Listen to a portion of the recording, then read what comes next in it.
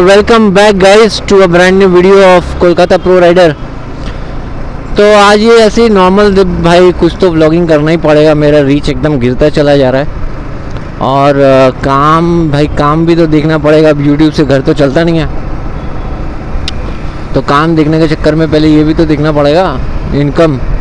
तो इस चक्कर में क्या है, ना निकल पा रहे हैं और ना कोई वीडियो बना पा रहे हैं, ना कुछ शूट कर पा रहे हैं।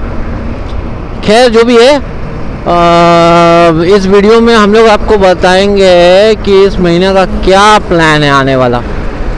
तो आने वाला प्लान ये है कि तो सबसे पहले तो भाई बाइक का अवस्था बहुत ख़राब है। सामने पीछे का डिस्क ब्रेक दोनों घिस चुका है, मोबिल, ब्रेक ऑयल, फिल्टर सब चेंज करना पड़ेगा। लगभग 5,000 रुपये खर्चा है। तो इसीलिए बस मैं वेट कर रहा हूँ ताकि ये थोड़ा सर्विसिंग हो जाए फिर निकले कहीं। तो आने वाला प्लान ये है कि भाई देखो, पहले भी मैं बांकुड़ा गया हूँ। अगर आपने पहले का वीडियोस मेरा देखा है, खैर तब तो नया व्लॉगिंग था, इतना अच्छा से एडिटिंग आता भी नहीं था, पर अभी एडिटिंग सीख गए हैं, थोड़ा बहुत एडिटिंग भी सीख गए हैं और क्वालिटी भी बेटर हो गया है। पहले 2K 3K में वीडियो अपलोड होता था, अभी 4K में हो रहा है।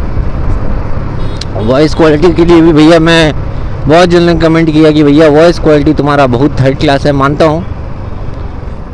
तो अगर मेरा पहला एपिसोड या पहले का एपिसोड देखा है तो हम लोग बांकुड़ा 2 बार गए हुए हैं। एक बार गए हम लोग सुसुनिया पहाड़ और एक बार हम लोग गए हैं अयोध्या पहाड़। और to be honest with you भाई, मुझे बांकुड़ा बहुत पसंद आया। वहाँ का लैंडस्केप, वहाँ के लोग, कल्चर अभी भी मतलब एकदम झारखंड बॉर्डर में है, वेस्ट बंगाल झारखंड बॉर्डर में ही है। तो अभी मैं प्लान कर रहा हूँ भाई इस महीना थोड़ा काम वाम करके पैसा वैसा जमा लें, क्योंकि यूट्यूब से तो पैसा आ नहीं रहा है। तो हम लोग प्लान कर रहे हैं इसमें, हम लोग नहीं, मैं प्लान कर रहा हूँ। हम लोग के इस बार मैं किसी के साथ नहीं घूमने जाऊँगा। जितनी बार गया हूँ या तो टाइम वेस्ट हुआ है, या तो पैसा वेस्ट हुआ है, या तो मतलब लोग यहाँ से जाते हैं अलग बोल के हाँ भाई चलते हैं दोस्त यार, और वहाँ पे जाके सबको अपना अपना रहना है, अपना खाना है, अपना पीना है, अपना घूमना है। तो भाई अब मैं किसी के साथ नहीं जाऊँगा। अब मैं समझ गया हूँ क्यों राइडर लोग सोलो ट्रिप पे निकलते हैं, क्योंकि ऐसे बहुत लोग कम है जो आपके साथ आपके मेंटालिटी में मैच करके आपके हॉलीडे पे ज्वाइन करें, to be honest with you. तो अगर आपको घूमना ही है तो भाई सोलो घूमो, या मैक्सिमम एक बंदा ले लो साथ में। मैं कोशिश करूँगा किसी एक बंदे को साथ में लेने और निकल जाएंगे। तो प्लान ये है कि हम लोग जाएंगे, सबसे पहले यहाँ से जाएंगे हम लोग सीधा मुकुटमणिपुर। अब मुकुटमणिपुर जो है वो भी बांकुड़ा साइड में पड़ता है, वो भी एक डैम है। और वो डैम जो है वो बहुत सुंदर नज़ारा उसका भी वहाँ, लेकिन हाँ अयोध्या पहाड़ जैसा नहीं है, लेकिन थोड़ा बहुत है। और वो होने के बाद मुकुटमणिपुर घूमने के बाद एक दिन वहाँ पे रुकेंगे, किसी सस्ते होटल में स्टे करेंगे और आपको दिखाएंगे मिनिमम बजट में। इनफैक्ट मेरा एक दोस्त भी जाने वाला है, वो शायद अपना कैंप लेके जाए। अगर कैंप लेके जाए तब तो कैंपिंग का भी आपको फील कराएंगे, और नहीं तो किसी होटल में रूम ले लेंगे, कोई गेस्ट हाउस में, क्योंकि लौंडे लोग ही है, कोई फ़र्क नहीं पड़ता। लेके मुकुटमणिपुर एक दिन घूमेंगे और अगले दिन वहाँ से निकल के, मुकुटमणिपुर से निकल के प्लान ये है आने का कि मैं चाहता हूँ कि हम लोग आते टाइम जो है हम लोग दूसरा रूट लें।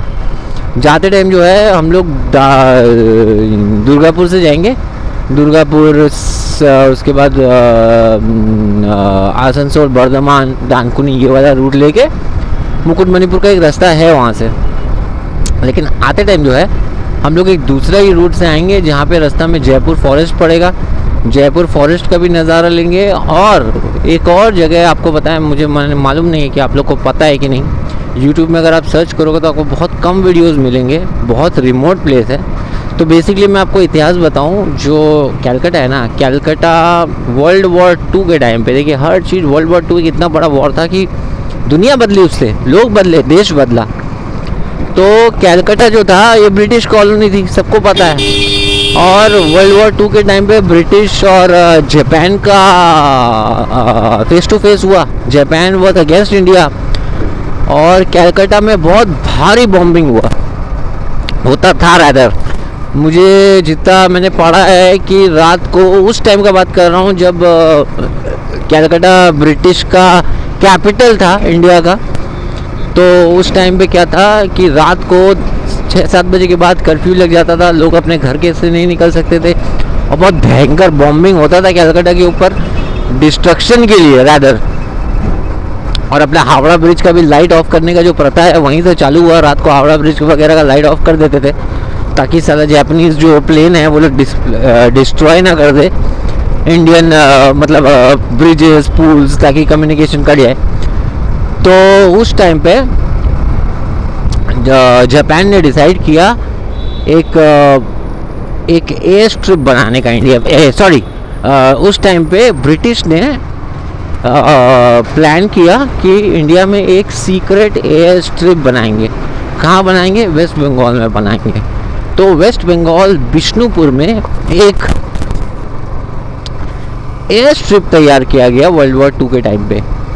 और वहाँ पे बॉम्बिंग एरोप्लेन्स, कौन सा बॉम्बिंग एरोप्लेन था वो भी मैं आपको बताऊँगा, मैं डिस्क्रिप्शन में डाल दूँगा, यहाँ पे फ़ोटो डाल दूँगा। ये वाला जो प्लेन है, इससे डिसाइड किया कि ये बॉम्बिंग प्लेन से हम लोग जापान को जवाब देंगे।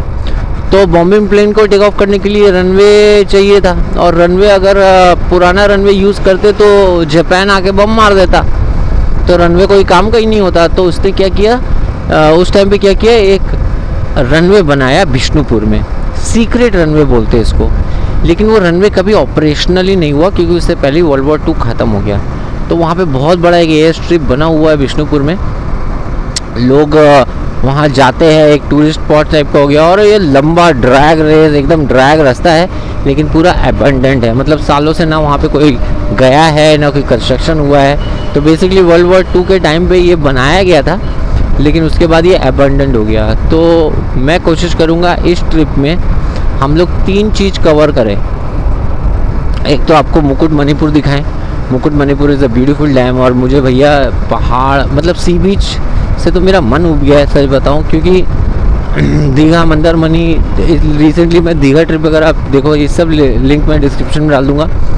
तो वहाँ पे मेरे साथ थोड़ा गेम हो गया। मैं जिस लॉन्डोलो के साथ गया था सब बच्चे थे, और वहाँ पे पहुँचते उन लोगों का एटीट्यूड पूरा बदल गया। अलग रूम में रहना, रूम से नहीं निकल के आपस में पार्टी करना। I was feeling like I was left out. तो जो एडवेंचर के लिए मैं जाता हूँ, मतलब देखो सिर्फ घूमना हो और दारू ही पीना हो और रूम में रहना हो, तो हम लोग कलकत्ता में भी कर सकते हैं। मैं यहाँ पे एक फ़ोन करूँगा दोस्त को, तो मेरा वैदिक विलेज एक दोस्त का है, वही मिल जाएगा। रात भर दारू पियो ना, कितना पियोगे, पार्टी करो। लेकिन हम लोग इतना दूर क्यों जाते हैं, घूमने क्यों जाते हैं? हम लोग जाते हैं वो जगह को एक्सप्लोर करने, घूमने, वहाँ का कल्चर, लोग, या कोई अगर ऐसा कोई सी बीच है तो वहाँ पे एंजॉय करने जाते हैं दोस्तों के बीच में। लेकिन ऐसा मेरे साथ कुछ हुआ नहीं। तो यहाँ से मैं गया भी अकेले, वहाँ रहा भी अकेले, और पूरा मूड ख़राब हो गया, अगले दिन आ गया। तो इसीलिए मैंने डिसाइड किया भाई अब मैं अकेले ही जाऊँगा। मैक्सिमम 1 और 2% जिसके साथ मैं पहले जा चुका हूँ, जो मुझे पता है कि घूमते टाइम में उसका मेंटालिटी कंजूसी का नहीं रहेगा, पैसा बचाने का नहीं रहेगा, अपना खर्चा दूसरों पे थोपना नहीं रहेगा। और अगर ऐसा मुझे कोई नहीं मिलता है तो मैं अकेले ही निकल जाऊँगा, सोलो। लेकिन मैं आपको ये पूरा कवर करके दिखाऊँगा मुकुटमणिपुर, और आते टाइम में अबंडेंट एयर स्ट्रिप और बिष्णुपुर और जयपुर जंगल, ये तीनों का फील लेते हुए अपने आएंगे। तो अगर आप कोलकाता प्रो राइडर चैनल को देखिए, मुझे पता है कि मैंने कंटेंट इतना ज़्यादा अभी अपलोड किए ही नहीं, इतना ज़्यादा कंटेंट आया ही नहीं है मेरा। तो यूट्यूब में हाँ, रील्स बनाना, शॉर्ट्स बनाना अलग बात है, लेकिन यूट्यूब में तो कंटेंट चाहिए, वॉच टाइम चाहिए। तो या तो काम कर लो भाई, या तो कंटेंट बना लो, दोनों में से एक। But there should be a balance. अगर यूट्यूबर बनना है तब मेरा बाप का तो भाई पैसा है नहीं कि चलो ज़मीन बेच के ZX 10R ले आते हैं, BMW ले आते हैं, और रातों रात अपना 2-3-4 हज़ार रुपये 4 हज़ार सब्सक्राइबर हो जाएगा।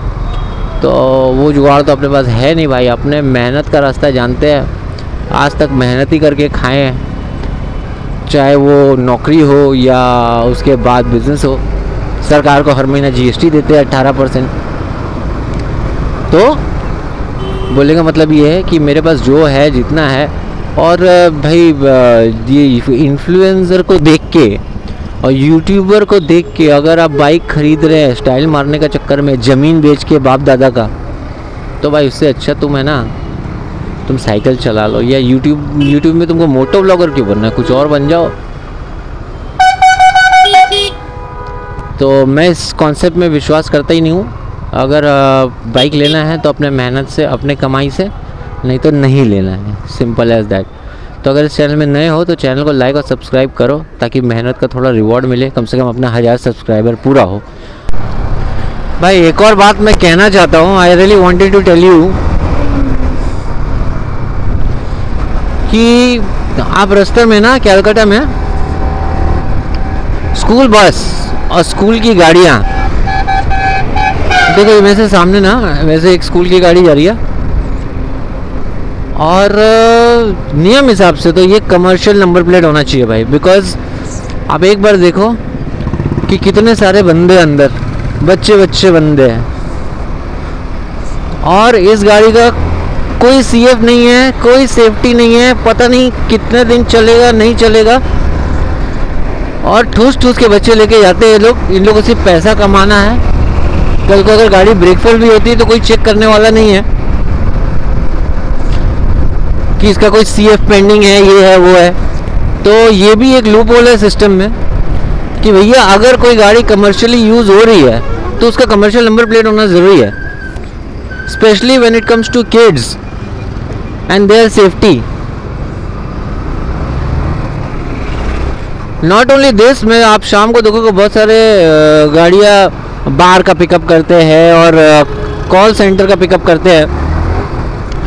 तो कॉल सेंटर की गाड़ियों में तो नकेल कसा हुआ भाई, क्योंकि कॉर्पोरेट है, नहीं रजिस्टर ही नहीं करेगी कंपनी अगर कमर्शियल नंबर प्लेट ना हो। जैसे एयरपोर्ट में गाड़ियाँ चलती हैं वो भी कमर्शियल नंबर प्लेट होती है, वो भी आप प्राइवेट नंबर प्लेट से नहीं चला सकते, ओला उबर में नहीं चला सकते। तो ये स्कूल के पिकअप, स्कूल के ड्रॉप, स्कूल की अथॉरिटी को पता है कि ऐसी गाड़ी चल रही है,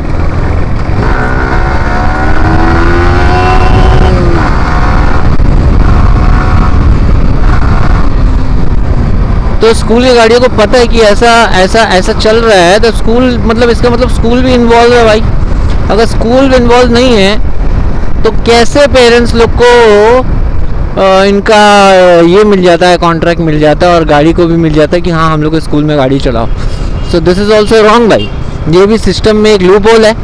और कल को जाके अब क्योंकि सिस्टम सड़ जाता है तो ही बड़ा कांड होता है। आपको पता है कैलकाटा में कितना बड़ा कांड हुआ आरजी कर का, क्यों हुआ? एक दिन में तो हुआ नहीं, होते होते हुआ। तो ये एक टॉपिक है जिसको मैं बोलना चाहता था भाई। स्कूल एटलीस्ट, अब मुझे फ़र्क नहीं पड़ता बाहर की लड़की एक्सीडेंट होके अगर उनको कुछ हो भी जाता है तो दे आर मैच्योर्ड इनफ कि चलो ठीक है, घर वाले हैं, बड़े हैं, पैसा कमाते हैं। लेकिन ये स्कूल के बच्चे जो लोग गाड़ी में जा रहे हैं, उसका कोई फिटनेस नहीं, कोई ब्रेक नहीं, कोई ट्रैकिंग नहीं। वैसे रैपिडो वाले को तो बहुत पकड़ता है पुलिस कि भैया येलो नंबर प्लेट बिना आप रैपिडो नहीं चला सकते। तो वैसे इसको भी तो करना चाहिए भाई कि स्कूल का नंबर, स्कूल की गाड़ी का पिकअप ड्रॉप कर रहे हो, भले एरिया के अंदर हो या बाहर हो, लेकिन एटलीस्ट फिटनेस और सीएफ तो होना चाहिए ना। तो आई थिंक इस टॉपिक में भी लोगों को बात करना चाहिए। That's it for now. अगर आपको इस टॉपिक में समझ में आता है कुछ तो ज़रूर कमेंट करके बताइए आप क्या सोचते हैं। आपको क्या लगता है कि ऐसा होना चाहिए या नहीं चाहिए? एक सिस्टम होना चाहिए जो स्कूल में बच्चों की सेफ्टी के लिए काम करे। नहीं तो हमने बहुत बार देखा है कि स्कूल बस और स्कूल की गाड़ियाँ, अभी आज ही सुबह मैं पढ़ रहा था कि माँ फ्लाईओवर में एक गाड़ी आ रही थी और अपोजिट साइड से भरी कॉल सेंटर की गाड़ी थी, टाटा सुमो। सामने वाली गाड़ी ने अपना नियंत्रण जैसे कंट्रोल खो के और सीधा टाटा सुमो में आके मारा। वहाँ पे कॉल सेंटर के एम्प्लॉयज़ थे, 8-10 सारे सीरियसली इंजर्ड हुए हैं, हॉस्पिटलाइज्ड है। तो सोचो अगर ऐसा बच्चों के साथ होता है या बाई चांस अगर ड्राइवर की गलती होती है या गाड़ी फिटनेस टेस्ट में फेल रहती है तो क्या होगा।